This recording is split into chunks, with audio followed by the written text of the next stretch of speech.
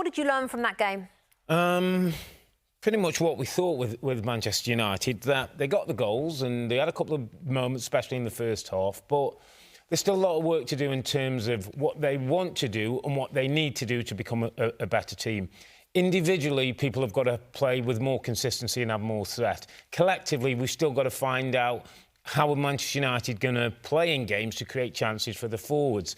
I thought it was a disappointing day for all the wide players on the pitch. Johnson and Werner for Spurs didn't really create anything second half. Garnacho and Rashford had a good first half. Second half kind of went off and obviously not happy to come off the pitch. So, you know, wide players not being that productive, centre forwards not having many chances. In the end, a draw was probably about the right result. Robbie, just looking at the full squad, I know there's still some players to come back like Luke Shaw, but with Martinez back and Casemiro back today in the squad, you think those two will start? Looking forward, they're in the strongest 11, aren't they? Yeah, you would think so, and that's when we'll probably start to judge. We've been told that this is a process. It still feels like Manchester United's a work in progress. We don't quite know where we are with it. When we get those players back and then the manager gets some time on the training ground, that's when we really will have to start to judge. Missed opportunity for Tottenham today, Tim?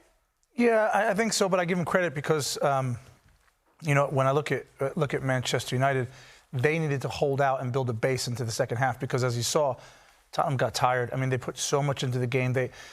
It's so difficult with not having a lot of impactful or any impactful subs on the bench. You know, Van de Ven having to come off. Timo Werner never going to make 90 minutes. Disappointing, but also I give them credit because there was not a lot for them in the second half. They were always going to run out of steam, and so the fact that they got the goal early in the second half allowed them to just keep clawing away. What did you make of Timo Werner? Did he do anything different from what you expected? No, not really, and I think that's kind of who he is and what he is, and he's going to, we talked about it all day, he's going to create chances, he's going to get himself in good areas because he has an incredible engine. He tries, he wants to get in front of goal, and he does. He gets in front of goal. The final product just isn't always there for him. Can I just go back to the equalising goal for Spurs as well, Bex? From Erik ten Hag's point of view, you know, we all talk about the style of play and of the possession, but you've just got yourself up 2-1 at half-time. You've had 15 minutes to talk about what you're going to do second half, and the seconds on the clock, and Bentancur comes and smashes one in. That cannot be right. Those are the kind of things that this group of players and this manager has to address. What does that come down to? Concentration levels? Yeah, focus, concentration, man management of the game management of like first 5 or 10 minutes. Let's make sure we keep it tight, give ourselves a chance to get into the game. Spurs then would have to get a little bit desperate and take some chances, but they don't. And those are the little things. When we see other teams playing better, when we see other teams creating more chances, but those little things, that ill discipline has got to be addressed. I mean, conceding so quickly after half time is almost seen as a crime in football, isn't it? Players taking the responsibility at the club as well. OK, let's take you back to our commentary team at Old Trafford, Graham Lowe and John Champion, who called that one. What are your observations, gentlemen?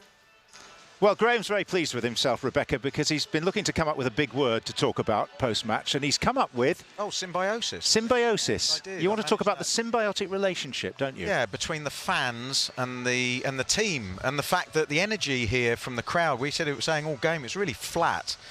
And the crowd need the players need the crowd. They've got to work together to get that energy in the team. And ultimately, I think what Manchester United are really struggling with, and the guys alluding to it again in the studio, is that sort of it seems too much like hard work.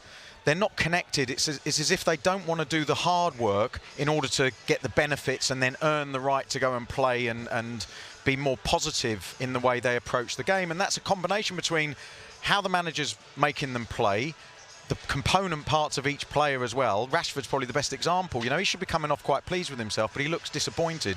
He doesn't want to work off the ball. It comes like it's too much like hard work for him. Yes. And I think that runs through the team a little bit. And then you get, as you said in commentary, moments rather than consistent momentum that sort of earns you goals and earns you results. Yeah. What about Tottenham from their point of view? Presumably they're the happier to come away from here with a point, are they? Yeah, definitely. Tim said it about the fact that they're sort of running on empty in terms of their squad, not a lot on the bench, players that are sort of fitting into position. I thought Skip and Bentancur, Højbjerg did well under the circumstances, but you see that Sarr and Basuma together, their relationship, they're an upgrade. They're the A-class sort of that team. Werner coming in, I thought did quite well. He'll get better, and it's not a bad introduction for him. But you're going to miss those players, and I think that what they've got to do is they've got to get through this period, keep playing their way, stay positive as they are doing. The manager leads that, and then and they'll stick with the pack.